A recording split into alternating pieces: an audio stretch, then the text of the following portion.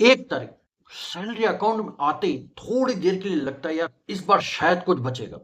फिर EMI, rent, groceries, electricity और छोटा सा वीकेंड, एक दो ऑनलाइन ऑर्डर हो गए और महीने के एंड तक वापस वही फीलिंग आ जाती है यार पैसा कहाँ गया। और अजीब बात पता है क्या है, ये सिर्फ इस महीने की कहानी नहीं है, शायद ये पिछले 5-10 साल की कहानी हो सकती है। सैलरी बढ़ती है, पैकेज बढ़ता है, लेकिन बैंक बैलेंस उतना नहीं बढ़ता जितना हमने सोचा था कि यार मेरा बैंक बैलेंस इतना हो जाना चाहिए या इतना होना चाहिए। तो सवाल सैलरी का नहीं है, सवाल है मिडिल क्लास इतनी मेहनत करने के बाद भी अमीर क्यों नहीं बन पाता, रिच क्यों नहीं बन पाता, और इसका स्टॉक मार्केट से क्या कनेक्शन है। इस वीडियो में हम यही समझेंगे मिडिल क्लास को क्या करना चाहिए, मिडिल क्लास का असली ट्रैप क्या है, सिर्फ सेविंग काफी क्यों नहीं है, इन्वेस्टिंग स्कैरी मिडिल क्लास को क्यों लगती है, और एवरेज सैलरीड पर्सन को इस लूप से निकलने के लिए क्या करना चाहिए। ये सबसे इंपॉर्टेंट पॉइंट है इस वीडियो का। सबसे पहले मैं एक मिसकंसेप्शन क्लियर कर दूं, मिडिल क्लास रिच नहीं बनती, ये सैलरी की वजह से नहीं होता। सोचो, एक इंसान 35,000 कमा रहा है और एक इंसान 1 लाख रुपए कमा रहा है। महीने के एंड में दोनों एक ही चीज बोलते हैं, यार कुछ बचता ही नहीं। क्यों भाई? क्योंकि पैसा आने से पहले ही उसका डेस्टिनेशन डिसाइड होता है। Rent, EMI, bills, school fees, insurance, lifestyle. Income बढ़ती है पर कमिटमेंट भी साथ साथ बढ़ती रहती है। इनकम एक तरह का टैप है, टूटी टूटी समझ लो, टैप। और खर्चे बकेट में छेद। टैप बड़ा करने से पहले छेद का कम करना जरूरी है, वरना बकेट कभी भी आपकी भरेगी ही नहीं। सैलरी हाइक मिलती है और उसके बाद एक डेंजर सेंटेंस हमेशा दिमाग में आता है, यार अब मैं क्या चीज और अफोर्ड कर सकता हूं। ध्यान देना, खर्चा उस दिन आपका नहीं बढ़ता जिस दिन आपकी सैलरी आती है, वो पहले आपसे परमिशन मांगती है। फिर खर्चा बढ़ता है, पहले आपके पास बाइक थी, अब आपके पास कार है। पहले शेड रूम में रहते थे, अब बेटर अपार्टमेंट में रह रहे होंगे। पहले महीने में एक बार बाहर खाना खाने जाते थे, अब शायद हर वीकेंड बाहर जा रहे हैं। ये सब कुछ गलत नहीं है, मैं ये नहीं बोलता ये सब चीजें करनी गलत है। प्रॉब्लम तब होती है जब हर सैलरी हाइक लाइफस्टाइल बन जाती है और इन्वेस्टिंग बाद में देखेंगे। मिडिल क्लास की प्रॉब्लम सैलरी कभी है ही नहीं, प्रॉब्लम ये है हर इनकम से पहले आप ये डिसाइड कर लेते हो कि अब इसको लाइफस्टाइल का हिस्सा कैसे बना दिया जाए, या लाइफस्टाइल में कौन सी ऐसी चीजें जो अपग्रेड कर दी जाए। वो सबसे बड़ी प्रॉब्लम है। चलो मान लो, ये सब छोड़ो, एक चीज बताओ, मान लो आप बहुत डिसिप्लिन हो। कई लोग बोलते हैं यार मैं बहुत डिसिप्लिन हूँ, हर महीने 5,000 रुपए सेव करता हूँ, तेरे को क्या पता। मान लिया अकाउंट बैलेंस आपका बढ़ता हुआ दिखेगा, आपका हर महीने आप अकाउंट में 5,000 सेव कर रहे हो, दैट्स रियली गुड। और इसी वजह से दिमाग को लगेगा मैं फाइनेंशियली इंप्रूव कर रहा हूँ, मैं फाइनेंशियली इंप्रूव कर रहा हूँ। बस इसमें एक प्रॉब्लम है, मार्केट में चीजें है ना आपकी सेविंग अकाउंट से ज्यादा फास्ट महंगी होती है। क्योंकि इन्फ्लेशन जो है ना वो 6-7% और सेविंग अकाउंट में सिर्फ और सिर्फ 3 से 4% का ब्याज ही आपको मिलता है। तो नंबर तो बढ़ रहा है आपके अकाउंट में, पर परचेजिंग पावर है ना वो कम हो रही है। सेविंग गलत नहीं है, मैं ये नहीं बोल रहा सेविंग गलत है, सेविंग बहुत जरूरी है, इमरजेंसी फंड के लिए बिल्कुल जरूरी है। लेकिन सिर्फ saving long term wealth create नहीं करती। वेल्थ तब बनती है जब पैसा भी आपकी तरह काम करे। सिर्फ आप ही काम करोगे तो पैसा नहीं बनेगा, पैसे को भी काम करवाना पड़ेगा। अब एक सवाल मैं आप सबसे पूछता हूं यार, जो लोग सेविंग करते हैं और उन्हें लगता है कि यार मेरी सेविंग इनफ नहीं है, तो वो इन्वेस्ट क्यों नहीं करते? सोच के देखो।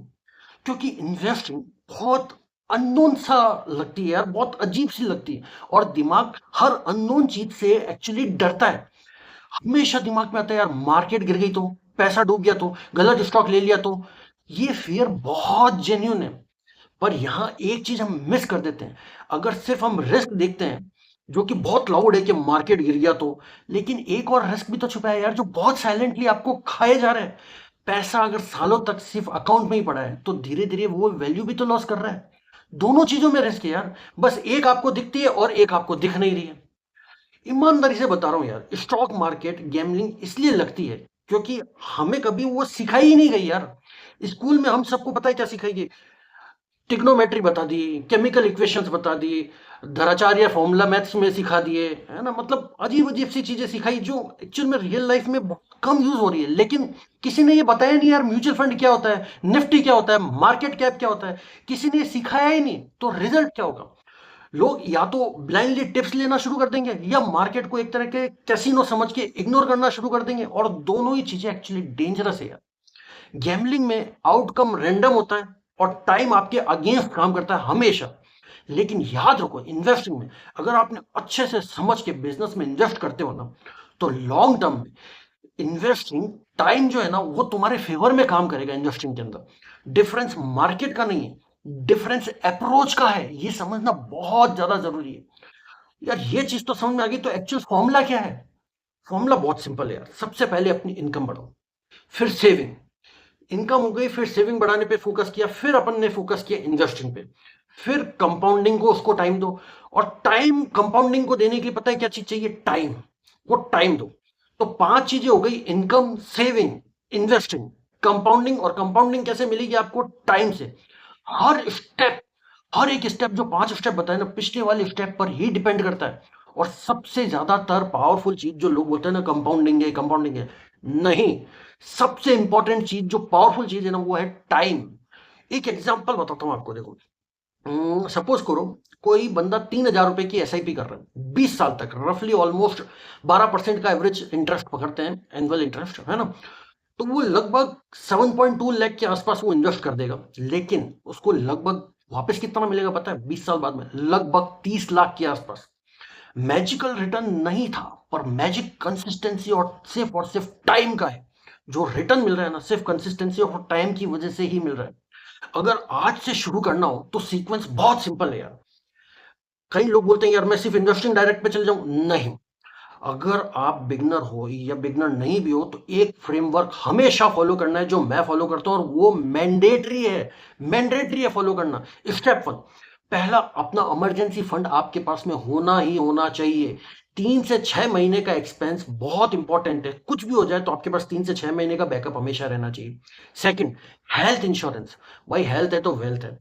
अगर कुछ भी आपकी हेल्थ को हो गया ना, तो जो कुछ भी सेविंग आपने करी ना, वो सब गायब हो जाएगी, पता ही नहीं लगेगा कब जीरो पे आ गए। तो सेकंड स्टेप में हेल्थ इंश्योरेंस, और सेकंड स्टेप में टर्म इंश्योरेंस भी मैं इंक्लूड करूंगा, क्योंकि दोनों इंश्योरेंस की पार्ट है। टर्म इंश्योरेंस बहुत इंपॉर्टेंट है, और हमारे इधर तो मार्केट में कहावत है, भाई पहले प्रोटेक्शन बाद में इन्वेस्टमेंट। तो second step term insurance. Third step आप जो करनी है ना, वो आपको करनी है एसआईपी। चाहे अमाउंट आपका छोटा ही क्यों ना हो, कंसिस्टेंसी रखो। अमाउंट छोटे बड़े से कोई फर्क नहीं पड़ता। फोर्थ स्टेप, अगर आपको फाइनेंशियल इंडिपेंडेंट बनना है, सक्सेसफुल बनना है, बहुत पैसा कमाना है, तो अपनी इनकम बढ़ाओ, स्किल बढ़ाओ। क्योंकि इन्वेस्टिंग की कैपेसिटी इनकम से ही आती है यार। अगर आपने स्किल पे फोकस नहीं किया, इनकम बढ़ाने पे फोकस नहीं किया, तो आप इन्वेस्टिंग करोगे कैसे यार? इन चीज को तो ध्यान में रखना ही पड़ेगा। और पांचवी चीज, ये सबसे बोरिंग स्टेप है लेकिन सबसे इंपॉर्टेंट स्टेप है, वो है पेशेंस। कंपाउंडिंग एक्साइटिंग नहीं है, बहुत साइलेंटली होती है, इसलिए ज्यादातर लोग इसे बीच में ही छोड़ देते हैं। ये चीज समझ में आई? फ्रेमवर्क, इस फ्रेमवर्क को दोहराओ। अब चलो एक काम करते हैं, वापस चलते हैं पहली तारीख पर। सैलरी अकाउंट में आई। इस बार सिर्फ एक सवाल खुद से पूछो कि इस पैसे में से मैं कितना पैसा अपने फ्यूचर के लिए निकालना चाहता हूं, कितना पैसा मैं अपने फ्यूचर को देना चाहता हूं। क्योंकि रिच बनना सिर्फ और सिर्फ एक नंबर है, और फाइनेंशियल फ्रीडम जो है वो सिर्फ और सिर्फ एक तरह की फीलिंग है। और वो किसी बड़ी सैलरी से नहीं आती, वो आती है सिर्फ छोटी छोटी बोरिंग कंसिस्टेंट डिसीजन से, जो कोई भी ग्लैमरस चीज नहीं होती यार, पर सालों बाद सबसे बड़ा डिफरेंस जो होता है ना, वो ही क्रिएट करती है। सिंपल फाइनेंस को सिंपल लैंग्वेज में समझना चाहते हो ना, तो चैनल पे मिलते हैं।